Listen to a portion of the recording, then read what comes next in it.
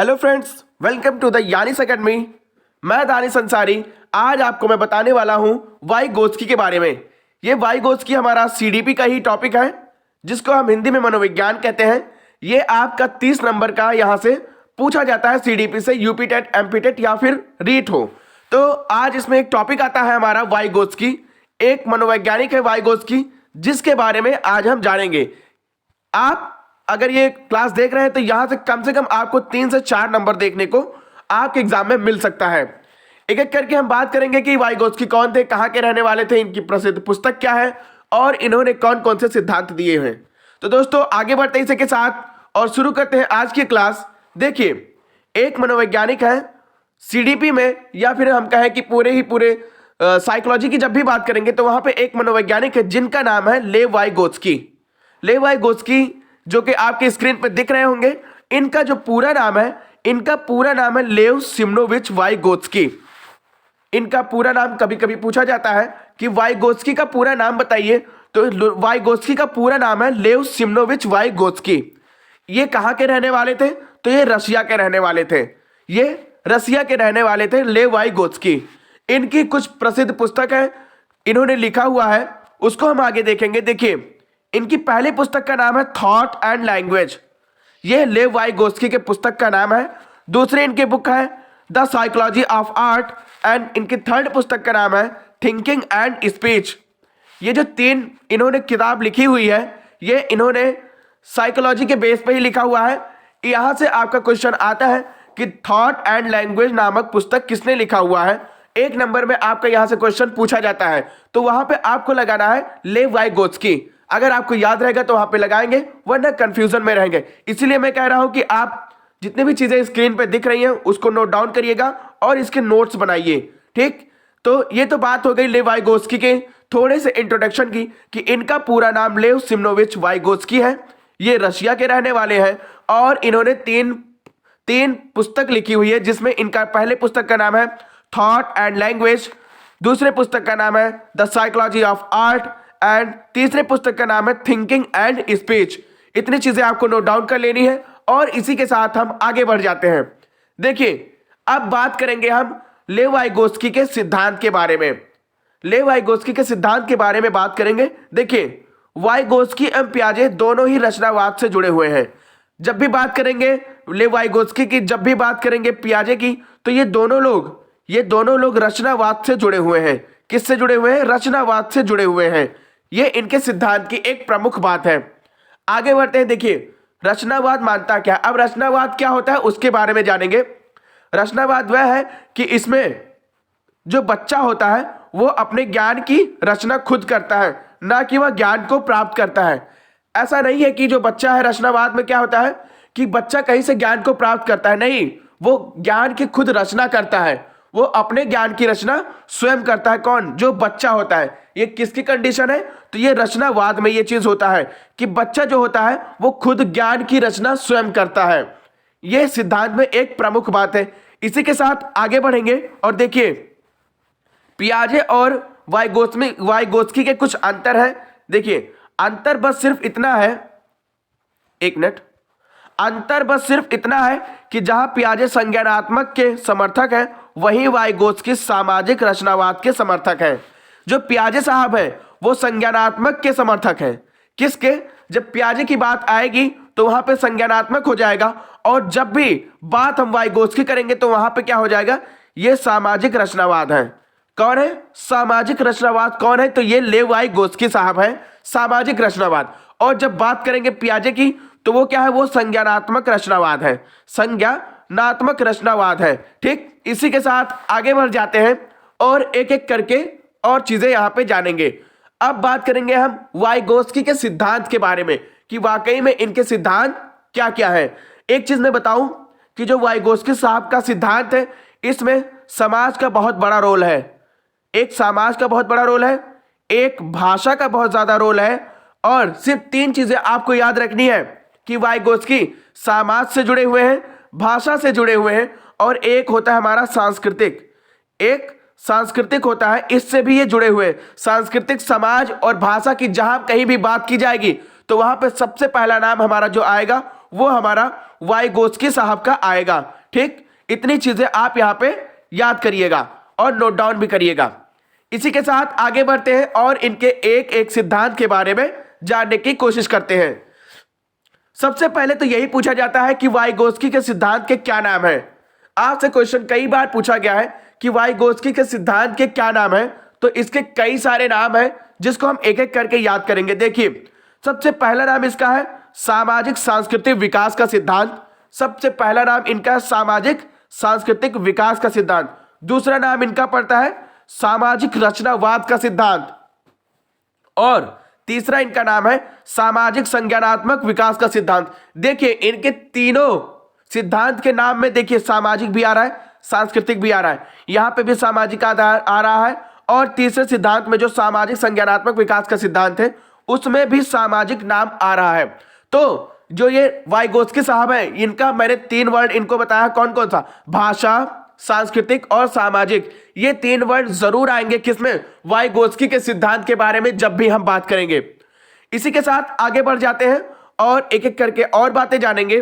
देखिए, इन्होंने क्या कहा है, ये बहुत ही इंपॉर्टेंट इनकी क्वाइट्स है, इसको जरूर आप नोट डाउन करिएगा। इनकी ये एक बहुत ही प्रसिद्ध लाइन है कि जो विकास होता है वह सामाजिक अंतःक्रिया एवं समाज एवं संस्कृति का परिणाम है। ये किसने बोला है, तो ये वाइगोत्स्की साहब ने बोला है। क्या बोला है, इन्होंने कहा है कि विकास जो है बालक का वो सामाजिक अंतःक्रिया और समाज एवं संस्कृति का परिणाम है।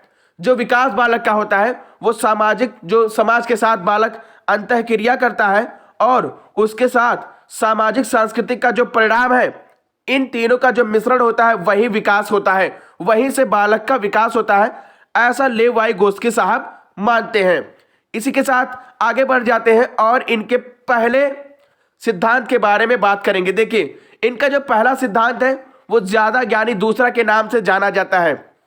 जो इनका पहला सिद्धांत है ज्यादा ज्ञानी दूसरा, MKO, ये इनका पहले सिद्धांत का नाम है। यहां से आपका 1 नंबर का क्वेश्चन जरूर देखने को मिल सकता है।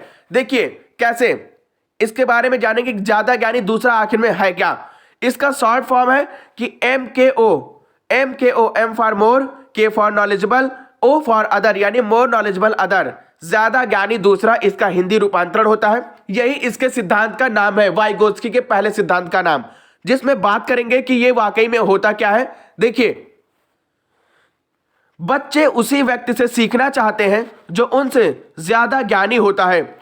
कोई भी इंसान हो, अगर उसी से सीखेगा ना, जो अगर हमें कुछ किसी और से सीखना है तो जाहिर सी बात है कि सामने वाले को हमसे ज्यादा ज्ञान होना चाहिए। अगर हमसे ज्यादा ज्ञान नहीं होगा तो हमें वो कुछ सिखा नहीं सकता है।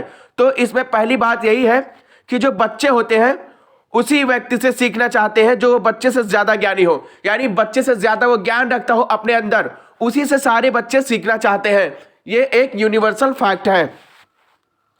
यह ज्यादा ज्ञानी दूसरा कौन कौन हो सकता है, इसके बारे में बात करेंगे। तो जो MKO है, ये आपके माता पिता भी हो सकते हैं, ये आपके शिक्षक भी हो सकते हैं और ये आपके सहपाठी भी हो सकते हैं, आपके दोस्त यार भी हो सकते हैं। कौन, MKO, यानी ज्यादा ज्ञानी दूसरा कौन हो सकता है, आपके माता पिता भी हो सकते हैं, आपके शिक्षक भी हो सकते हैं और आपके सहपाठी भी हो सकते हैं। ये हमारा हो गया, बात करेंगे ज्यादा ज्ञानी दूसरा का। और इसमें मैं कुछ चीजें बताना चाहूंगा। ज्यादा ज्ञानी दूसरा का मतलब यही है, इस सिद्धांत में यही एक चीज कहा गया है। सीधे लफ्जों में आप सुनिए कि हम उसी से सीखते हैं जो हमसे ज्यादा ज्ञानी होता है। यानी अगर कोई बच्चा किसी और से सीखता है, जैसे कोई बच्चा हो गया साइकिल चलाना सीख रहा है, तो वो उसी इंसान से सीखेगा साइकिल चलाना जो कि वो उससे ज्यादा जानता हो, यानी साइकिल चलाना जो जानता हो। अब ये अगर ये इंसान साइकिल चलाना जानता है और ये बच्चा साइकिल चलाना सीखना चाहता है, तो जाहिर सी बात है ये साइकिल चलाना जानता है, तभी ये इसको टेक्निक बताएगा कि इस टेक्निक से साइकिल चलती है।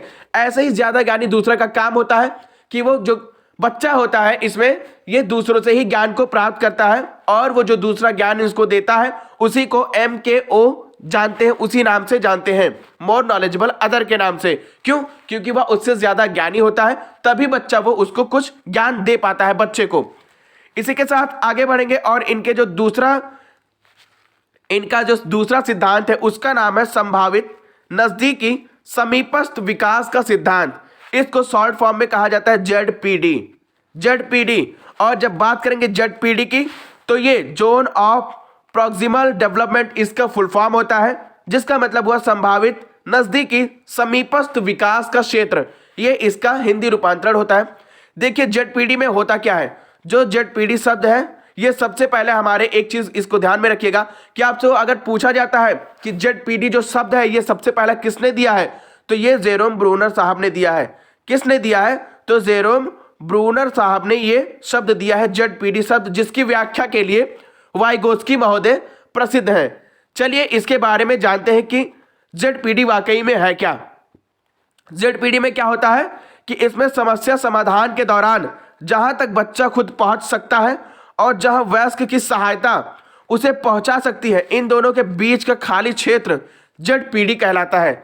देखिए अगर मैं बताऊं आपको कि जेडपीडी क्या है, ये कोई बच्चा है, ये कुछ चीजें सीख रहा है, यहां तक ये सीखा, इस लाइन तक सीखा, इसके बाद यहां से यहां तक इसको नहीं पता है। अगर इसको थोड़ा सा एक स्थायी सहायता दे दी जाती है तो ये यहां से यहां तक पहुंच जाएगा, ये चीजें सीख जाएगा। उसके बाद यहां पे कोई दूसरा इंसान आता है, ये बच्चा सिर्फ यहीं तक जानता है, यहीं तक इसका रास्ता है कि यहीं तक जा सकता है।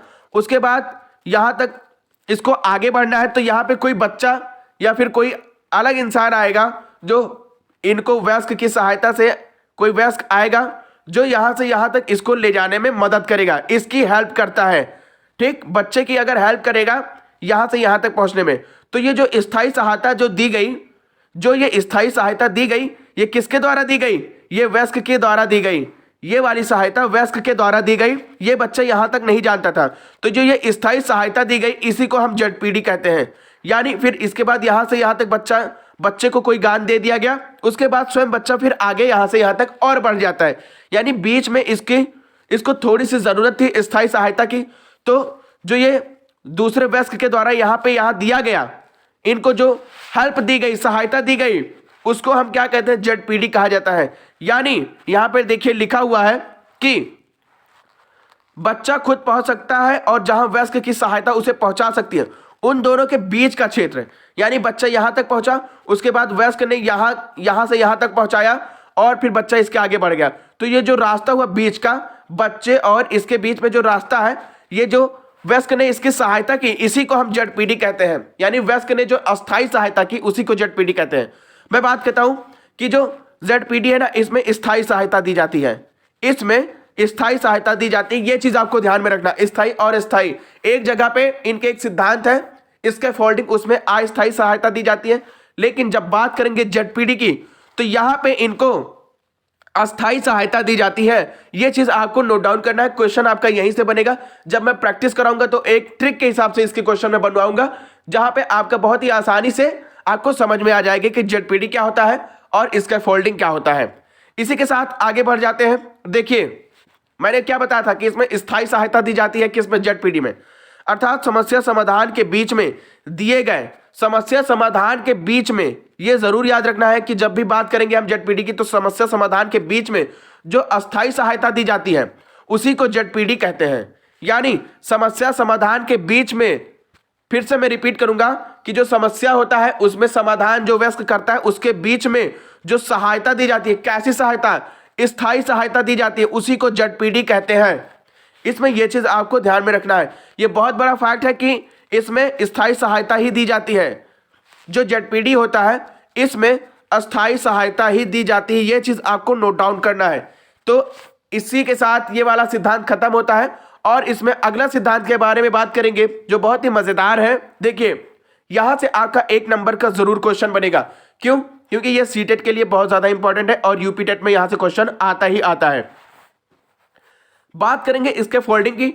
इसके कुछ और नाम है, आपको बाकी नाम भी जरूर याद करने हैं। जैसे इसका फोल्डिंग हो गया पहला नाम, इसी को दूसरे नाम से जानते हैं पाड़, इसी का दूसरा नाम है मचान और इसी का तीसरा नाम है ढांचा निर्माण।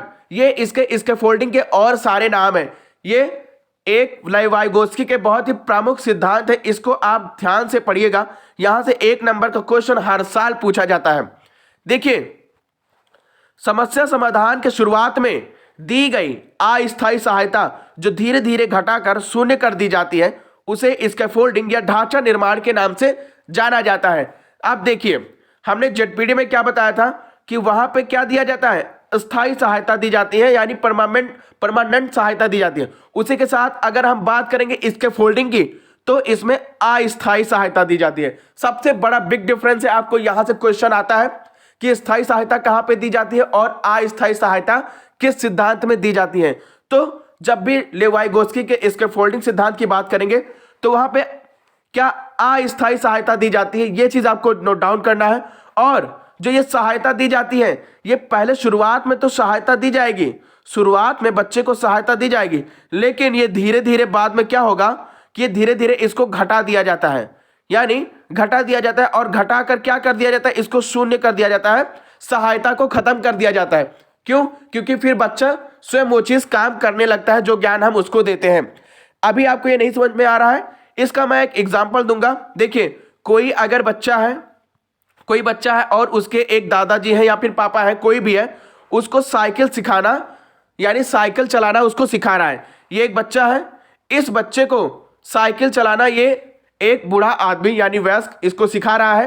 तो ये एक अस्थायी सहायता हुआ। कैसे हुआ? देखिए, अगर बच्चा ये साइकिल जो चला रहा है, इसके पीछे ये जो आदमी है ना, ये कैरल को ऐसे हाथ से अपने पकड़े रहेगा और कुछ दूर तक ये बच्चा पैडल पे ऐसा पैर चलाएगा तो ये साइकिल धीरे धीरे धीरे धीरे आगे बढ़ेगी। और जैसे जैसे वो आगे बढ़ेगी, ये धीरे धीरे पीछे से अपना जो फोर्स होता है वो कम करता जाएगा। और जो ये बूढ़ा आदमी है साइकिल को एक टाइम पे छोड़ देता है, तो बच्चा ये स्वयं ये साइकिल चलाने लगता है। तो ये क्या हुआ कि ये अस्थायी सहायता हुआ। जो ये सहायता दी है कुछ टाइम के लिए दिया है, ये बच्चे को सहायता, ये आदमी है जो बच्चे को सहायता कुछ वक्त के लिए दिया है और बाद में वो सहायता इन्होंने खत्म कर दिया, सहायता नहीं दे रहे हैं, तब भी ये साइकिल चला लेता है अब बच्चा। इसी को हम इसका फोल्डिंग कहते हैं, पाड़ कहते हैं, मचान कहते हैं, या फिर ढांचा निर्माण के नाम से इसको जाना जाता है। इसी के साथ आगे बढ़ेंगे और अब बात करेंगे भाषा विचार से पहले है। ये किसने कहा है? तो ये कहा है लेवाइगोस्की साहब। मैं यहां पे थोड़ा सा जीन पियाजे को भी ऐड करना चाहूंगा। देखिए, जो जीन पियाजे हैं वो कहते हैं कि विचार भाषा से पहले है। ये आपको कंफ्यूजन करता है, यहां से भी आपका 1 नंबर का क्वेश्चन जरूर बनेगा। बहुत इंपॉर्टेंट आज का टॉपिक है लेवाइगोस्की का जो है। ये तो सीडीपी में यहां से कम आपको 5 से 6 क्वेश्चन देखने को मिलेंगे और यूपी टेट में कम से कम 3 से 4 क्वेश्चन यहां से आपको देखने को मिल सकते हैं। तो बात करेंगे जब हम पियाजे की, पियाजे क्या कहते हैं? जो विचार होता है ना, इन्होंने विचार पे ज्यादा फोकस किया है। इन्होंने कहा है कि जो विचार होता है ये भाषा से पहले होता है। ये बात कर रहा हूं मैं अभी सिर्फ और सिर्फ पियाजे की। अब बात करेंगे हम किसकी? लेवाइगोस्की साहब की। तो लेवाइगोस्की साहब का मानना है कि सबसे पहले हमारा क्या आता है? भाषा आता है। ये विचार से पहले है। विचार तो हमारा आता ही आता है, लेकिन जो विचार है ना, इससे पहले हमारा क्या आता है? तो इससे पहले हमारा भाषा आता है। इससे पहले हमारा भाषा आता है। यानी कुल मिला के आपको ऐसे क्वेश्चन आएगा कि भाषा विचार से पहले आता है, ये कथन किसका है? तो वहां पे आपको लगाना है कि वाइगोत्स्की का है। ठीक, भाषा विचार से पहले है, ये वाइगोत्स्की ने कहा है। और जब भी बात करेंगे कि विचार जो है वो भाषा से पहले है, जब बात करेंगे कि जो विचार है वो भाषा से पहले है, तो वहां पे हम क्या लगाएंगे? पियाजे महोदय को लगाएंगे। ये दोनों में एक बिग डिफरेंस है। यहीं से क्वेश्चन आपको पूछा जाता है, इससे ज्यादा क्वेश्चन नहीं जाता है। सिलेबस आपका यही है। प्लीज आप इसको अच्छे से पढ़िएगा और बहुत अच्छे मार्क्स आप यहां से ला सकते हैं। देखिए, अब इनके बारे में कुछ जानेंगे। वाइगोत्स्की के अनुसार शुरुआत में लगभग 2 वर्षों तक बच्चों में भाषा एवं विचार अलग अलग होती है। 2 साल तक बच्चों में भाषा और विचार अलग अलग होती है, ये वाइगोत्स्की कहते हैं। फिर भी भाषा विचार पे हावी होती है, लेकिन इसके बीच में ये अलग अलग होते हैं, लेकिन इसके साथ साथ जो भाषा होती है ये विचार पर हावी होती है। ये किसने कहा है? तो ये वाइगोत्स्की महोदय ने कहा है। फिर देखिए, लगभग 2 वर्षों के बाद शाब्दिक भाषा के उदय के बाद विचार भाषा के माध्यम से प्रकट करना आसान हो जाता है। ये चीज वाइगोत्स्की महोदय ने कहा है। चलिए इसी के साथ कुछ और इनके भाषा विचार से पहले इसमें जानते हैं कि बच्चों का खुद से बातें करना, ये सब, इसको आप एकदम स्टार बना के नोट करिएगा, यहां से भी क्वेश्चन आपका आता है। बच्चों का खुद से बातें करना एवं उनके द्वारा अपने कार्यों की योजना बनाना, इसे वाइगोत्स्की क्या कहते हैं? तो इसे वाइगोत्स्की निजी वार्ता या फिर व्यक्तिगत वाक्य कहते हैं। ये इंपॉर्टेंट एकदम स्टार बना के आप इसको नोट डाउन करिएगा कि यहां से आपका क्वेश्चन जरूर से पूछा जाएगा, 101% आपसे पूछा जाएगा। और आप प्रीवियस ईयर क्वेश्चन उठा के भी देख लीजिए, यहां से क्वेश्चन आपका आया हुआ है। अब देखिए मैं आपको बताऊं, जैसे ये कोई बच्चा है, ठीक, अगर आप ये 2 साल का है तो इस बच्चे को आप 20-30 बच्चे को एक साथ बैठा दीजिए। आप ये बच्चे को जब बिठा दिए ना, तो ये बच्चा ये नहीं है कि ये इससे बात करेगा, ये इससे बात करेगा, ये इससे बात करेगा, नहीं, ये बच्चा स्वयं अकेले ही खुद से बात करता है, खुद से बातें करता है ये बच्चा, ठीक। जैसे कि कोई बच्चा है, वो कोई भी चीज बॉल अगर लिया है तो ये बॉल के बारे में बात करेगा, ये देखो, ये तो राउंड राउंड सी है, ये येलो कलर की है, ये ब्लू कलर की है, ये इसको खेला जाता है, ये स्वयं से वो बातें करता है। तो ये जो बच्चा खुद से बातें करता है ना, ये जो बच्चा खुद से बातें करता है, इसी को वाइगोत्स्की क्या कहते हैं? इसी को वाइगोत्स्की निजी वार्ता कहते हैं, इसी को वाइगोत्स्की व्यक्तिगत वाक्य कहते हैं। यहां से आपका क्वेश्चन आता है कि खुद से बातें करना वाइगोत्स्की के अनुसार क्या कहलाता है, तो वहां पे निजी वार्ता कहलाएगा या फिर व्यक्तिगत वाक्य इसी को कहते हैं।